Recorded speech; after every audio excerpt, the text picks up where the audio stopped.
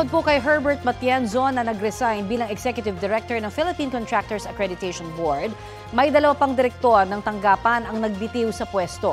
At may ulat on the spot si Oscar Oida. Oscar? Yes, Connie, kinumpirma nga ni DTI Secretary Maria Cristina Roque na nagtalaga na sila ng kapalit ng nabakanting posisyon ni PCAB Executive Director Herbert Matienzo na kamakailan ay nagbitiw dahil umunod sa personal na dahilan. Bagamat sa mga sandaling ito ay di muna pinangalanan ni Roque ang nasabing kapalit. Ayon pa kay Roque, bukod kay Matienzo ay may dalawa pang director ng PCAB ang nagbitiw.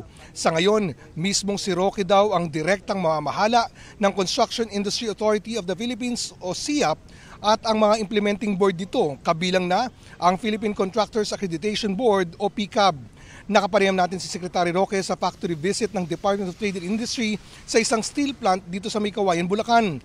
Layo ng aktibidad na ito na ipakitang committed ang DTI sa mahigpit na pagsusulong ng product certification upang matiyak na ang mga produkto ay laging umaayon sa technical regulations ng Philippine National Standards. At yan ang latest mula dito sa May Kawayan, Bulacan. Balik muna sa iyo, Connie. Maraming salamat, Oscar Oida.